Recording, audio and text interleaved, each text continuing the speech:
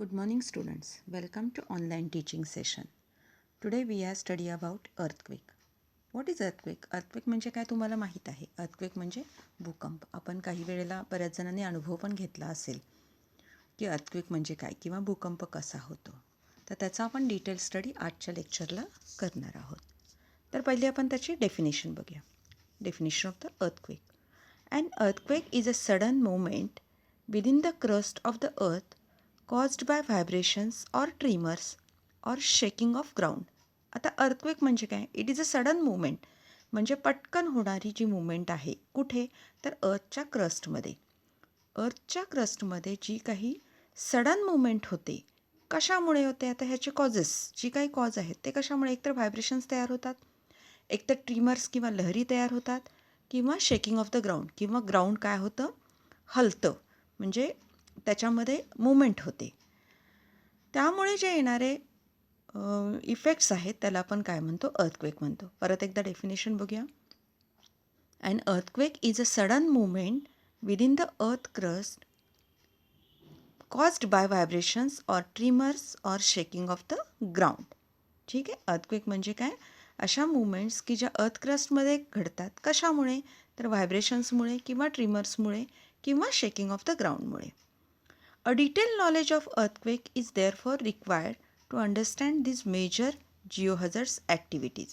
आता हे जे काही earthquake आहे, ते जे earthquake होतात त्याच्यामुळे आपल्याला मेजर जिओहझार्ड्स ॲक्टिव्हिटीज आहेत त्या लक्षात येतात किंवा त्याचा आपण अभ्यास करू शकतो.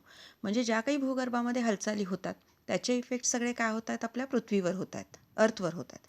आणि त्याच्यामध्ये जे बाकीचे जिओहझार्ड्स आहेत त्याचे आपल्याला अभ्यास आपण त्याचा नीट करू शकतो. Seismology deals with the behavior of seismic waves produced by earthquake. आता सिस्मॉलॉजी म्हणजे काय? It is a seismic waves produced by earthquake. अर्थक्वेकमधून ज्या काही वेव्स तयार होतात, सिस्मिक वेव्स तयार होतात, त्याला काय म्हणतात? सिस्मॉलॉजी म्हणतात. The waves transfer energy from one place to another by vibration of particles. आता ह्या ज्या वेव्ज आहेत त्या ट्रान्सफर एनर्जी करतात. द वेव्स ट्रान्सफर एनर्जी कुठून? तर from one place to another by vibration of particle. जे काही पार्टिकल्स असतात त्याच्यामध्ये व्हायब्रेशन्स तयार होतात आणि ते जे आहेत ते एका प्लेसपासून दुसऱ्या प्लेसपर्यंत जातात आणि त्या वेव्स काय करतात? ट्रान्सफर करतात. These waves are similar to the waves or ripples म्हणतात त्याला. रिपल्स म्हणजे आपण लहरी म्हणतो ना.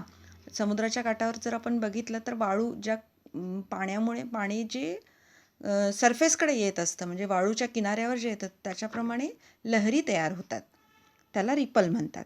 तर त्याच्याप्रमाणे ह्या ज्या वेव्स आहेत त्या सेम अशाच असतात, रिपल्ससारख्या दिसणाऱ्या असतात. मग हे कसं दिसतं? When a stone is drop into a calm water. आता तुम्ही कधीतरी गेला असाल तळ्याच्या काठी किंवा नदीवर वगैरे गेला असाल आणि तुम्ही एखादा दगड जर मध्ये बरोबर मारलात पाण्यामध्ये तर काय होतं? सेंटरला दगड पडतो आणि जो सेंटर आहे त्याच्या भोवती सभोवताली काय होतात? लेयर्स तयार होतात, म्हणजे वेव्स तयार होतात. जसं की आपल्याला डायग्रॅममध्ये दाखवलेलं आहे. पॉईंट ऑफ डिस्टर्बन्स म्हणजे काय? जिथं आपण दगड फेकतो ती जागा थोडक्यात. आणि त्याच्या साईडला सगळ्या एरोज आणि सर्कल्स दाखवलेले आहेत. तर ते काय? तर waves produced in all directions. म्हणजे अर्थक्वेक कसं होतं? एका ठिकाणी पॉईंट ऑफ डिस्टर्बन्स आपल्याला तयार होतो आणि त्याच्या वेव्स ज्या आहेत त्या सभोवताली आपल्याला पसरलेल्या दिसतात इन ऑल डायरेक्शन्स. म्हणून त्यांनी काय म्हणलेलं आहे? When a stone is dropped into a calm water, असं त्यांनी म्हटलेलं आहे. परत एकदा आपण जरा रिवाईज करूया. डेफिनेशन म्हणजे काय? Earthquake. An earthquake is a sudden movement within the crust of the earth caused by vibrations or tremors or shaking of ground. A detailed knowledge of earthquake is therefore required to understand these major geohazards activities. Seismology deals with the behavior of seismic waves produced by earthquake. The waves transfer energy from one place to another by vibrations of particles. These waves are similar to the waves or ripples produced when a stone is dropped into a calm water. लक्षात आलं? म्हणजे अर्थक्वेकचे vibrations कसे होतात? एकच centre असतो त्याला आणि त्याचे जे डिस्टर्बन्स, पॉईंट ऑफ डिस्टर्बन्स हा एक असतो आणि त्याच्या ठिकाणून इन ऑल डायरेक्शन्सनी काय होत असतं? व्हायब्रेशन्स स्टार्ट होत असतात. आता आपण नेक्स्ट पॉईंट बघूया त्याचा.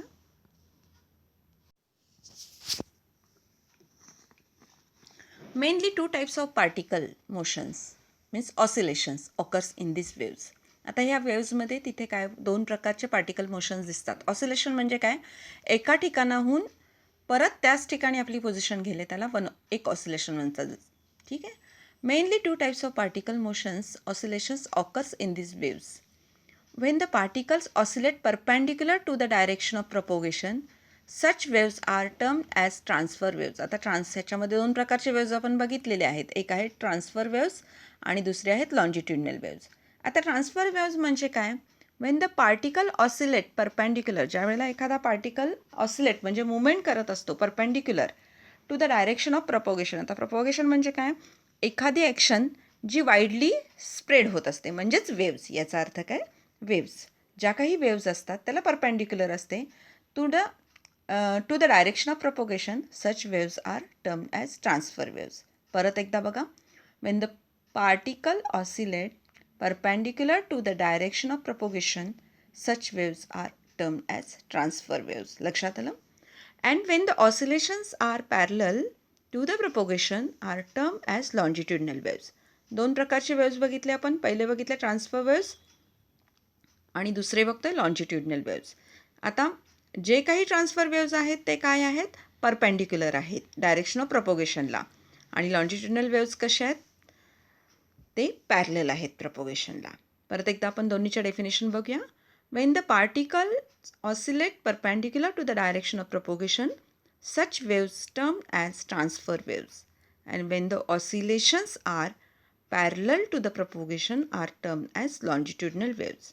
लक्षात आलं दोन्ही प्रकारच्या waves, what are longitudinal waves and what are transfer waves, हा क्वेश्चन पण येऊ शकतो. ठीक आहे.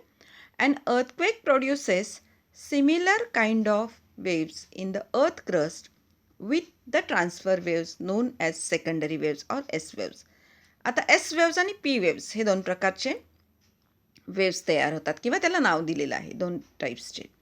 आता कसे, S waves म्हणजे काय, an earthquake produces similar kind of waves in the earth crust with transfer waves. म्हणजे ट्रान्सफर वेव्स तयार होतात, त्याचसारखे दिसणारे जे दुसरे तयार होतात similar to that kind of waves, they are known as secondary waves. Secondary waves और एस वेव्स, त्याला एस वेव्स पण म्हणलेलं आहे आणि सेकंडरी वेव्स पण म्हणलेलं आहे.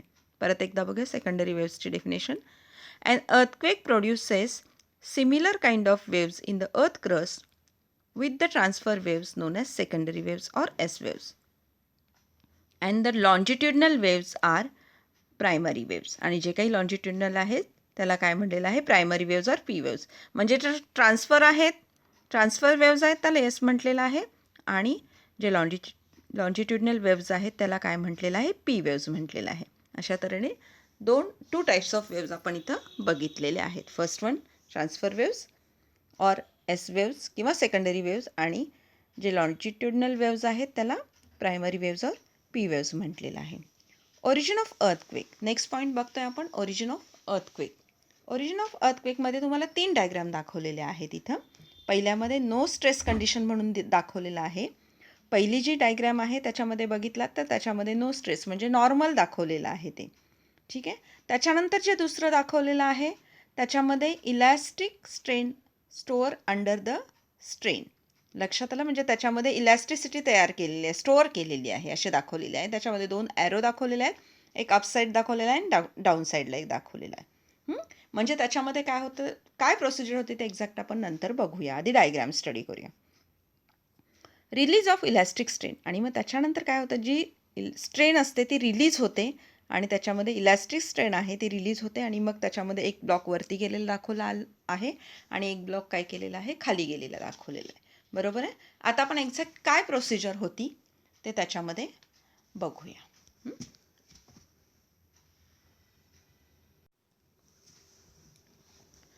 The earthquakes are explained by the plate tectonics and the elastic rebound theory. आता ज्या earthquake आहे ते कशा एक्सप्लेन केलेलं आहे, कशा थ्रू, प्लेट टेक्टॉनिक्स. प्लेट टेक्टॉनिक्स आपण परत बघणारच आहोत किंवा त्याचा थोडाफार स्टडी केलेला असेल लास्ट इयरला. And the elastic rebound theory. Elastic rebound theory म्हणजे काय, तुम्ही ज्यावेळेला एखादी इलॅस्टिक किंवा रबर घेऊन स्ट्रेच करता तर त्यावेळेला ताणला जातो, ज्यावेळेला स्ट्रेच केला जातो आणि त्याला तुम्ही रिलीज केला तर सोडला, त्याची जी स्ट्रेंथ तुम्ही वापरलेली जी शक्ती ती परत काय होती, ओरिजिनल पोझिशनला येते. The elastic rebound theory was proposed by H.F. Read in 1906. ठीक आहे, ही जी थेअरी आहे ती कुणी केलेली आहे? Propose by read. He says that the constant motion of rock along one side of a fault boundary causes the rock on opposite side to bend. ज्या वेळेला आपण त्यांना काय म्हटलं आहे? कॉन्स्टंट मोशन ऑफ रॉक, एकसारखी रॉक्सची जी काही मुवमेंट आहे, कुठे? Along one side of fault. Fault म्हणजे काय? डिस्प्लेसमेंट. फॉल्ट बाउंड्रीच्या काठावर जी काही डिस्प्लेसमेंट झालेली आहे किंवा जी काही मुवमेंट झालेली आहे, that causes rocks on opposite side to bend. म्हणजे दोन्ही साईडला काय होते?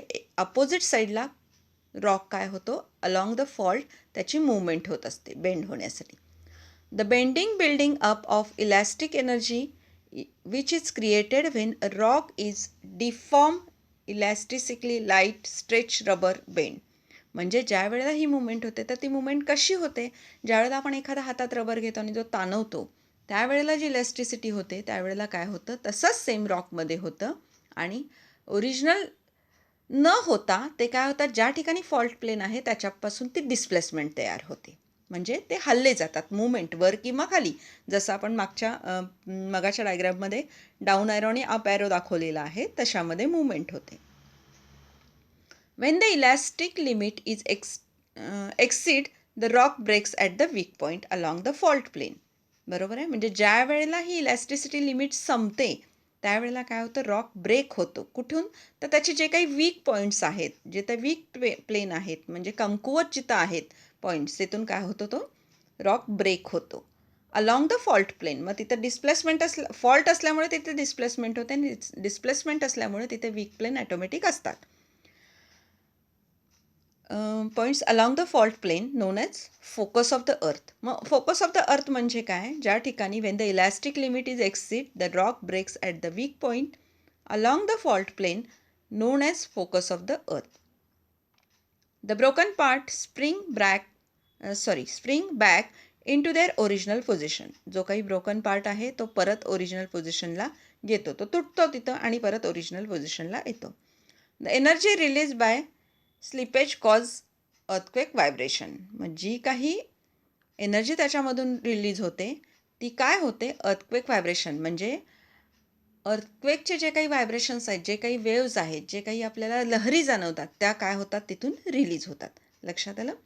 The energy is release by the earthquake travel through the अर्थ in the form of waves classified as primary waves, that is P, and secondary waves S, and surface waves L and R. आता हे जी release होते energy जी काही आहे ती release होते अर्थवर by the earthquake travels through the earth from the in the form of waves. मग ही जी काही रिलीज होते एनर्जी, जी काही अर्थवर जे काही वेव्ज येतात ते वेव्ज फॉर्म करतात आणि ते जे वेव्ज आहेत त्याला classified into 3 types of waves केलेलं आहे. First one primary waves, second one secondary waves आणि third one surface waves. Means P, S and L and R waves. अशा 3 प्रकारचे त्याचे क्लासिफाईड केलेले आहे. आपण आता ते डिटेल स्टडी नंतर बघणारच आहोत. What are primary waves, what are secondary waves and what are surface waves. हे आपण नेक्स्ट पॉईंटमध्ये किंवा नेक्स्ट लेक्चरमध्ये बघणार आहोत. The sudden breaking also called rupture or fracture when forces are increased between two blocks of rock separated by fault. Sudden breaking पण काही ठिकाणी होतं ज्या वेळेला एनर्जी रिलीज होते आणि वीक प्लेन जास्त असतं. म्हणजे तिथं त्या रॉकमध्ये कॉम्पॅक्ट म्हणजे घट्टपणा जिथे नसतो, वीक प्लेन्स जास्त प्रमाणात असतात, तिथे काय होतं? सडन ब्रेकिंग होते, पटकन तिथं ब्रेकिंग होते. They are also non as rupture और fracture. when forces are increased between two blocks of rock separated by the fault. when ज्या वेळेला फोर्स इन्क्रीज होतो 2 ब्लॉक्समध्ये, कधी? जिथे फॉल्ट असेल त्यावेळेला तिथे काय होतं? फोर्स वाढतो. जिथे वीक प्लेन आहे तिथे ॲटोमॅटिकली काय होणार आहे? फोर्स जास्त पडणार आहे आणि त्याच्यामुळे 2 ब्लॉकचं काय होणार आहे? त्याच्यामध्ये सेपरेशन होणार आहे आणि ते तिथे फॉल्ट असल्यामुळे हे आपल्याला परिणाम बघायला मिळणार आहे. तर आज आपण काय बघितलं? डेफिनेशन, अर्थक्वेकची डेफिनेशन बघितली. डेफिनेशन अर्थक्वेकची बघितल्यानंतर त्याच्यामुळे तो कसा प्रोड्यूस होतो म्हणजे त्याचे वेव्ज कसे तयार होतात ते बघितले. त्याच्यानंतर त्याच्यापासून 2 वेव्ज तयार होतात, ट्रान्सफर वेव्ज आणि लॉन्जिट्युडिनल वेव्ज बघितले आपण. त्यालाच आपण सिमिलर तसेच वेव्स तयार होतात, ज्याला ट्रान्सफर वेव्सला आपण एस वेव्स म्हणतो आणि लॉन्जिट्युडनल वेव्सला काय म्हणतो, पी वेव्स म्हणतो. त्याच्यानंतर आपण ओरिजिन ऑफ अर्थक्वेक बघितला बाय 3 डायग्रॅम्स. पहिल्यामध्ये आपल्याला नो स्ट्रेस कंडिशन दिसलेली आहे, दुसऱ्यामध्ये elastic strain store under the strain दिसलेला आहे आणि थर्ड वन आपण रिलीज करतो ती इलॅस्टिक स्ट्रेन आणि त्याच्यानंतर फॉल्टचं डिस्प्लेसमेंट होते. त्याच्यापासून ते मूवमेंट कशी होते आपण बघितलेलं आहे. त्याची डिटेल पण आपण बघितले डायग्रॅमचे, कसे एक्झॅक्ट वर्क होतं, कुठली थेरी कोणी प्रपोज केली, हे सगळं बघितलेलं आहे. Earthquake, focus of the earthquake बघितलं आपण, काय म्हणायचं आहे. त्याच्यानंतर जे काही एनर्जी रिलीज होते आणि ती अर्थक्वेक ट्रॅव्हल अर्थपर्यंत होते आणि त्याच्यातून जे काही वेव्स तयार होतात ते आपण क्लासिफाईड केलेले आहेत. प्रायमरी वेव्स, सेकंडरी वेव्स आणि सरफेस वेव्स, हे तिन्ही प्रकारच्या पण वेव्स पण क्लासिफाईड केलेल्या आहेत. त्याचं डिटेल स्टडी आपण नेक्स्ट लेक्चरला बघूया. थँक्यू.